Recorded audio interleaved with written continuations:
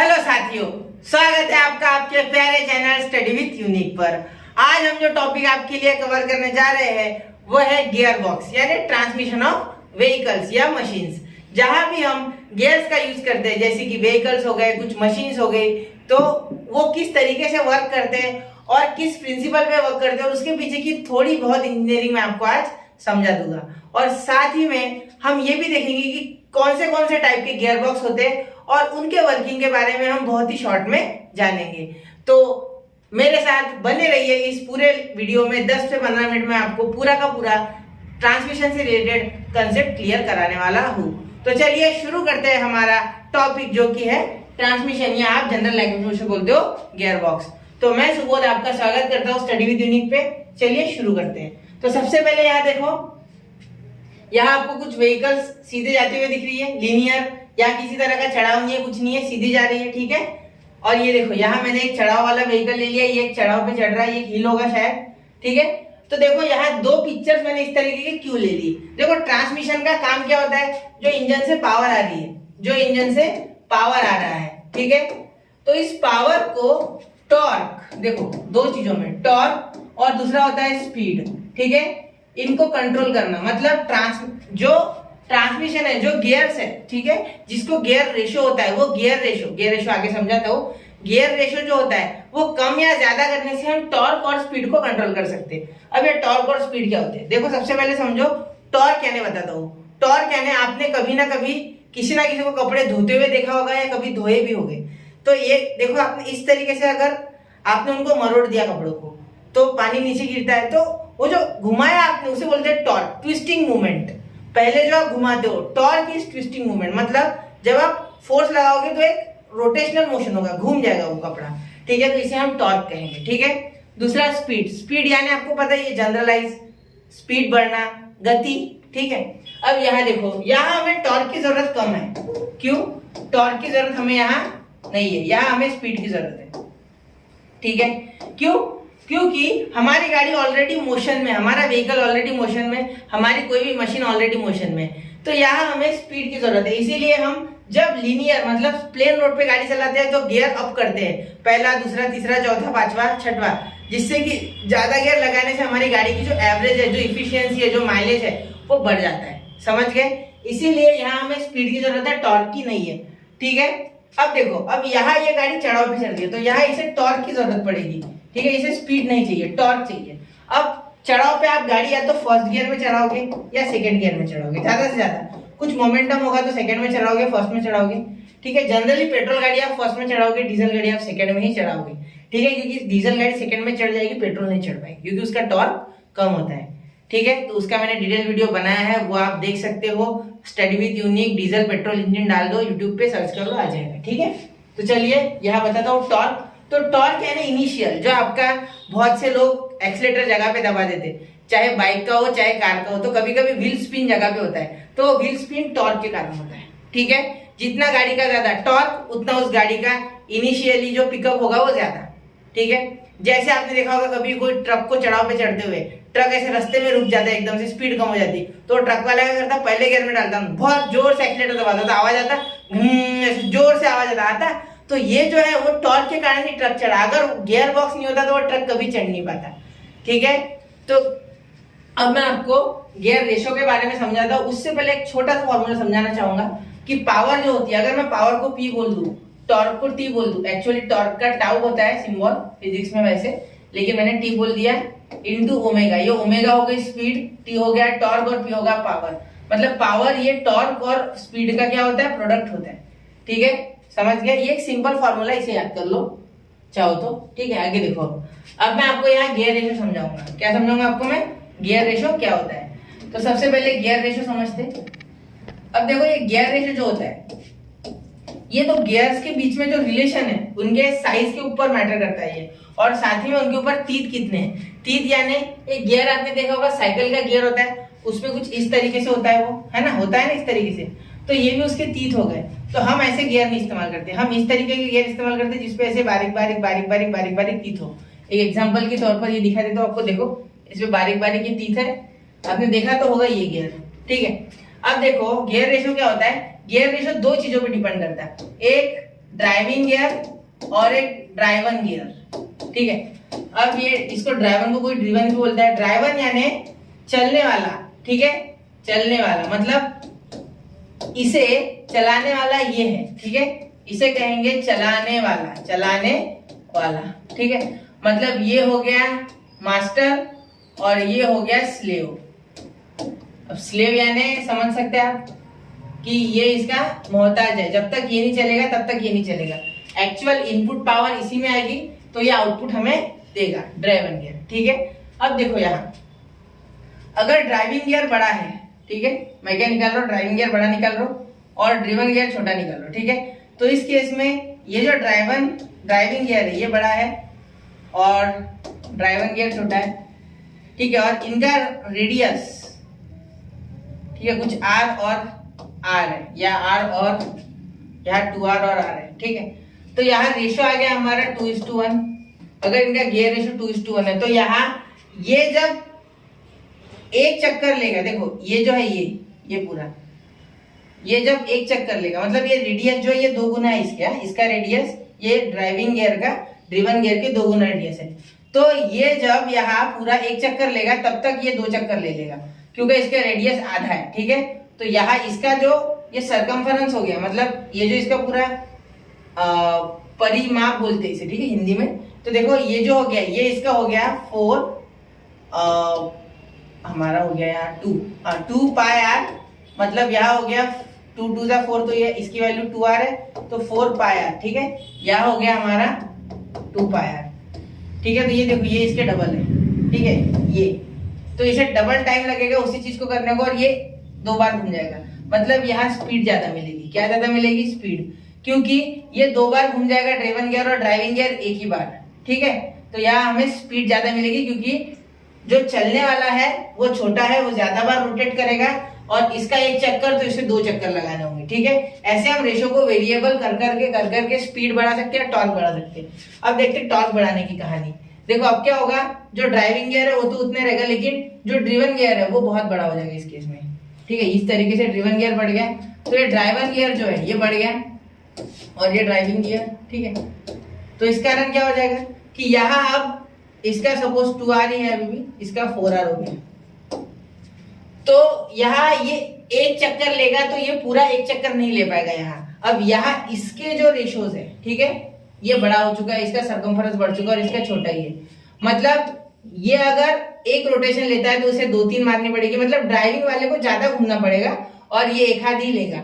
मतलब यहाँ क्या हो गया, यहाँ स्पीड घट गई, यहाँ स्पीड घट गई क्योंकि ये चक्कर आराम से घुमा रहा है। ड्राइवन जो आउटपुट है ये आउटपुट होता है, ठीक है, और ये इनपुट होता है। ठीक है, तो इनपुट से आने वाला ये जो चक्री है, ये जो गियर है, ये अगर एक बार घूमेगी तो ये एक बार पूरा नहीं घूम पाएगा ना, इसे ज्यादा घूमना होगा, ज्यादा नंबर ऑफ रोटेशन मारने होंगे इसे पूरा घुमाने के लिए। तो यहाँ स्पीड क्या हो जाएगी, कम, और यहाँ बढ़ जाएगा टॉर्क। अगर टॉर्क बढ़ाना है तो ड्राइविंग गियर को छोटा रखिए, ड्रिवन गियर को बड़ा रखिए, ड्राइवन गियर को बड़ा रखिए, चलाने वाले को छोटा रखिए, चलने वाले को बड़ा रखिए। यहाँ अगर स्पीड बढ़ानी है तो ड्राइविंग वाले को बड़ा रखिए और ड्रिवन वाले को छोटा, मतलब चलाने वाले को बड़ा और चलने वाले को छोटा रखिए। ठीक है, तो इसका मतलब जब भी हम एक एक गियर डालते जाते तब हम जो ड्राइवन गियर है इसकी जो रेडियस है, इसका जो साइज है वो छोटा करते जाते। पहले गियर में सबसे बड़े साइज का ड्राइवन गियर होता है, ड्राइविंग गियर सेम होता है एक्चुअली। ठीक है, उसकी स्पीड, उसका जो रेडियस है वो फिक्स होता है। तो जो ड्राइवन गियर है उसे हम धीरे धीरे छोटा करते जाते हैं, इसीलिए 5th गियर तक इसकी साइज इतनी छोटी हो जाती है कि टॉर्क वहां एकदम मिनिमल हो जाता है। इसीलिए जब आप 5th गियर में गाड़ी चलाते हो तो आप एक्सीलेटर दबाते हो तो कभी आपको पुश नहीं मिलता, कार में बोल रहा हूँ मैं, बैकवर्ड पुश नहीं मिलता, सीट के अंदर आप दबते नहीं। वही पहले गियर में अगर आप दबाओगे तो गाड़ी एकदम ऐसे जोर से हाथी की तरह उठेंगी। हाथी कैसे उठ जाता चिल्ला के, वैसे गाड़ी एकदम से उठ जाती है और आप सीट के अंदर दब जाते। समझ गए यहाँ तक? क्लियर? तो यहाँ मैंने आपको थोड़ा बहुत बताया है, और भी डिटेल में बहुत कुछ, इसका फॉर्मूला भी है N1 N2 = T1/T2, लेकिन इतना अंदर हमें जाना नहीं है। ठीक है, तो चलिए शुरू करते हैं आगे। तो आगे मैं आपको गियर्स, जो गियर बॉक्स होता है, ठीक है, या ट्रांसमिशन होता है, उसके मेन जो कंपोनेंट्स होते हैं उनके बारे में सबसे पहले इंट्रोड्यूस कराऊंगा। तो देखो यहाँ सबसे पहले होता है क्लच शाफ्ट, ये इनपुट। ठीक है, ये इंजन से आ रहा है डायरेक्ट, ये इनपुट इंजन से आ रहा है। कहां से आ रहा है? ये इंजन से। ठीक है, क्लच शाफ्ट, इसे कोई इनपुट शाफ्ट भी कहता है। ठीक है, और ये जो है इसके बाजू में मेन शाफ्ट, इसे इसे कुछ लोग आउटपुट शाफ्ट भी कहेंगे, ठीक है। कहीं आपको आउटपुट शाफ्ट मिल जाए तो समझ जाना कि ये मेन शाफ्ट है, ठीक है। और सबसे नीचे होता है काउंटर शाफ्ट। अब ये काउंटर शाफ्ट सबसे मेन है और सबसे बड़ा है, क्यों? क्योंकि इसके ऊपर ही सारे गियर लगे हुए, देखो इसके ऊपर ही सारे गियर फिक्स किए हैं, चाहे वो रिवर्स हो, चाहे वो पहला, दूसरा, तीसरा, जितने भी गियर है, ठीक है। यहाँ मैंने एक अलग तरीके का ट्रांसमिशन लिया है, तो मैं आपको उसके टाइप भी आगे पढ़ाऊंगा। देखो अब सबसे पहले क्लच शाफ्ट समझ गया आपको। अब देखो काउंटर शाफ्ट। काउंटर शाफ्ट ये मैंने आपको समझा दिया, जिसके ऊपर गियर पूरे फिक्स्ड है और ये सबसे बड़ा होता है, ठीक है। मेन शाफ्ट, मेन शाफ्ट है ये आउटपुट, ये आउटपुट कराएंगे बाहर और यहाँ से आएगा इनपुट, ठीक है। अब बियरिंग, बियरिंग का काम आपको पता ही है, जैसे आपके यहाँ पे पंखा है उसके बेरिंग चलेगी तो कैसा आवाज करता है, कचर कचर कचर कचर। इसलिए बेरिंग होना बहुत जरूरी है। बेरिंग से फ्रिक्शन तो कम होता ही है, साथ में स्टेबिलिटी मिलती, एक जगह फिक्स रहती वो चीज, तो बेरिंग इसलिए जरूरी है, ठीक है। आगे गियर, सब गियर्स तो आपको पता ही है, गियर क्यों है? गियर इसलिए क्योंकि हमें टॉर्क और स्पीड दोनों को वेरिएबल करना है इंजन से आने वाली पावर को, ठीक है। आपने अगर पहले कभी नोटिस किया होगा तो आपके पास अगर लूना वगैरह गाड़ी चलाई होगी आपने, Luna super TFR kinetic company की आती थी लूना, तो लूना अगर आपने कभी चलाई होगी तो उसमें देखो, उसमें आप एक्सीलेटर मारोगे तो गाड़ी भगती थी, और एक्सीलेटर मारोगे सारी गाड़ियां भगती है। देखो उसमें ट्रांसमिशन नहीं था, उस कारण से क्या होता था कि कभी कभी वो गाड़ी बहुत ज्यादा एक्सीलेटर मारने पे भी उसने तेजी से नहीं चल पाती थी, या टॉर्क या पावर का रेशो वो एडजस्ट नहीं कर पाती थी, लेकिन टॉर्क या स्पीड का रेशो। लेकिन वही अगर आप नई स्कूटी देखो या नई लूना भी देखो तो उसमें बहुत अच्छा आपको सिस्टम मिलता है, जिस कारण से वो जो गाड़ियां है, ठीक है, उनमें टॉर्क और जो स्पीड है इसमें वेरिएशन होने के कारण, गियर बॉक्स के कारण, वो गाड़ियां हमें जब चाहिए तब हम उससे टॉर्क निकाल सकते हैं और जब चाहिए तब स्पीड निकाल सकते हैं, जिससे कि हमारे पास चॉइस है, ठीक है। और जिस सिचुएशन में जैसी जरूरत पड़े उस हिसाब से हम चलाते हैं गाड़ियों को, ठीक है, टॉर्क और स्पीड को वेरिएबल करके, ठीक है। अब मैं आपको कुछ गियर के टाइप बताऊंगा, मैनुअल ट्रांसमिशन और ऑटोमेटिक ट्रांसमिशन के, और इनके बारे में थोड़ा थोड़ा बताऊंगा, ठीक है। अब इतना पॉसिबल नहीं है लेक्चर में, बहुत लंबा हो जाएगा वरना। देखो मैनुअल ट्रांसमिशन और ऑटोमेटिक ट्रांसमिशन। अब मैनुअल ट्रांसमिशन यानी जो हम खुद चलाएंगे, जैसे आप देखते होंगे गाड़ी में आप गियर डाल रहे हो तो ये हो गया मैनुअल, जैसे बाइक में होता है या ज्यादातर कार्स में होता है। लेकिन कोई कोई कार में देखो आप क्लच होता ही नहीं है, सीधा आप क्या करोगे, बैठोगे, एक बार डाल लो उसे किसी मोड पे, अगर आपको आगे बढ़ना है तो आप ड्राइव मोड पे डाल दोगे, आपको सीधा एक्सीलेटर और ब्रेक का ही काम है, आपको किसी तरीके का गियर लीवर वगैरह एक बार प्रेस करने के बाद दबाने की जरूरत नहीं है, ठीक है। अब ऑटोमेटिक ट्रांसमिशन वही होता है जो मैंने आपको अभी बताया कि ऑटोमेटिक में आपको खुद से गियर डालने की जरूरत नहीं है, सिस्टम आपके लिए गियर डालेगा, आपकी कार आपके लिए गियर डालेगी, ठीक है। उसमें कुछ इस तरीके के बदलाव किए जाते हैं कि गियर बॉक्स खुद से काम करेगा या गियर बॉक्स ही नए तरीके का डाल दिया जाता है, वो देखते हैं आगे, ठीक है। तो देखो आप सबसे पहले मैनुअल ट्रांसमिशन में जो दुनिया में सबसे पहले इजाद हुआ था, सबसे पहले जिसका जन्म हुआ था वो ट्रांसमिशन था sliding gear transmission. Sliding gear transmission यानी मैं आपको यहाँ थोड़ा सा उसके बारे में बता दूं कि स्लाइडिंग गियर जो ट्रांसमिशन था वो इस तरीके से स्लाइड करता था। देखो ये जो है इनपुट, ये है आउटपुट, ठीक है। इस पे ऊपर पूरे काउंटर, ये काउंटर शाफ्ट पर पूरे गियर, तो एक के ऊपर एक गियर ये जब लगते थे तो इस तरीके से पावर ट्रांसमिट होती थी, ठीक है। ये गियर जब इसके ऊपर लगेगा, लेकिन इसमें सबसे बड़ा ड्रॉबैक ये था कि इसके तीर घिसते थे बार बार, और दूसरी चीज इसमें आवाज बहुत होता था, नॉइसी बहुत था, इसलिए चलाने वाले को ये सही फील नहीं देता था, ठीक है। इतना समझ के मैं आपको थोड़ा थोड़ा बताऊंगा सबके बारे में। अब देखो ये सिंक्रोमेज गियर बॉक्स, ये सबसे सक्सेसफुल है, ये आजकल के मॉडर्न कार्स में आपको दिखता है, जितनी भी गाड़ी आप चला रहे हो उसमें सिंक्रोमेज गियर बॉक्स है। क्यों? चलो इसके बारे में, ये तो मैंने सेकेंड ही लिया है, ठीक है। देखो इसमें देखो इसमें डॉक गियर, डॉक टीथ, ये डॉक क्लच आप बोलते हो इसे जनरली, ठीक है। इसके अंदर एक कोनिक प्लेट भी होती है, फ्रिक्शन प्लेट, ठीक है, और साथ ही में एक स्लीव होती है, इसे स्लीव बोलते हैं। तो ये सारे जितने भी इसमें पार्ट्स है, ये कॉम्प्लिकेटेड दिख रहा होगा आपको, ठीक है। अब इतना एक्सप्लेन नहीं कर सकता, लेकिन इतना बता दूं कि ये सारे पार्ट्स मिलके, देखो ये जो फ्रिक्शन कोन होता है या प्लेट होती है, ये स्लीव को एक गियर से दूसरे गियर में जाते वक्त स्पीड कम ज्यादा होगी गियर की, क्योंकि जो गियर घूम रहा है, ठीक है, ये सारे गियर फ्री टू रोटेट होते हैं, रॉड के साथ कनेक्टेड सारे होते हैं। लेकिन जब तक इनमें हब नहीं फंस जाएगा, मतलब इनमें ऐसा कोई, जैसे आप इमेजिन करो कि आपके पास एक बॉटल है, उसके ऊपर आप कॉर्क पता है ना आपको, कॉर्क फंसा रहे हो, तो जब आप कॉर्क फंसाओगे उसमें, कॉर्क पता है ना, ये बॉटल होती है, देखो सुनो, ये बॉटल होती है इस तरीके से, और ये कॉर्क का इसमें कैप लगता है, तो वो कॉर्क का कैप अगर घुमाते जाओ तो एक टाइम पे वो फ्रिक्शन बढ़ने के कारण क्या हो जाएगा, वो कॉर्क और कॉर्क का कैप और बॉटल साथ पे घूमना शुरू हो जाएगी। ये तो सिंपल सी बात है। तो जब एक गियर में गाड़ी ऑलरेडी एंगेज है तो दूसरे गियर में जाना जो था वो बहुत ज्यादा नॉइसी ऑपरेशन था और साथ ही में गियर खटखट खटखट खटखट कर देते क्योंकि तीत एक साथ मैच नहीं हो पाते थे, ज्वाइन नहीं हो पाते थे। तो यहाँ ये गियर डॉग तीत, ब्लॉकिंग रिंग, सिंक्रोनाइजर, इन सारों ने मिलके स्लीव को ये आजादी दे दी कि वो गियर अच्छे से इसमें एंगेज कर पाए। तो इस कारण से ये फ्रिक्शन जो कोन है ये सबसे पहले जाता है, धीरे धीरे फ्रिक्शन कोन दोनों गियर जो स्लो घूम रहा है और जो तेज घूम रहा है उन गियर को साथ में लाता है, जिस कारण से दोनों की स्पीड क्या हो जाएगी, सेम हो जाएगी क्योंकि दोनों चीजें सेम आ गई। और जब सेम हो जाएगी स्पीड तब ये डायरेक्टली उसमें फंस के वो गियर एंगेज हो जाएगा। ये चीजें बहुत ही स्पीड में होती है, ठीक है। मैं यहाँ इतना आराम से बता रहा हूँ, आपको इतने आराम से नहीं होती है, विद इन अ सेकेंड होती है सारी चीजें, ठीक है। लेकिन ये सबसे ज्यादा यूज होने वाला गियर बॉक्स आप मान सकते हैं, लेकिन इसमें भी आप रिवर्स गियर पूरी तरीके से गाड़ी रोके बिना नहीं डाल सकते हो, ये याद रखना, ठीक है। अब कांस्टेंट मेश सेम होता है सिंक्रो मेश गियर बॉक्स जैसा, उसकी भी एक बार इमेज बता तो मैंने लिया है। यहाँ देखो, यहाँ इस तरीके से डॉग क्लच होता है, ठीक है, ऐसा आप बोल सकते हैं यहाँ, ठीक है। इसने कांस्टेंट मेश जो हमारा गियर बॉक्स था, कांस्टेंट मेश नहीं, स्लाइडिंग गियर बॉक्स था, स्लाइडिंग गियर बॉक्स उसका ये एक उसका समझ लो आप एक सक्सेसर है ये, उसके आगे का है ये। लेकिन इसमें भी यही दिक्कत आ रही थी कि यहाँ ज्यादा सिंक्रोनाइजर वगैरह नहीं था, तो ये डॉग क्लच के सारे एंगेज हो रहा था, तो ज्यादा स्पीड में जब ये ऑपरेट कर रहा था तो इसमें भी वो दिक्कत आई। लेकिन ये स्लाइडिंग गियर जो हमारा स्लाइडिंग गियर ट्रांसमिशन उससे कैसा अलग है, तो उसमें जो तीत थे वो फ्रीली मूविंग नहीं थी, इसमें सारे तीत फ्रीली मूविंग है।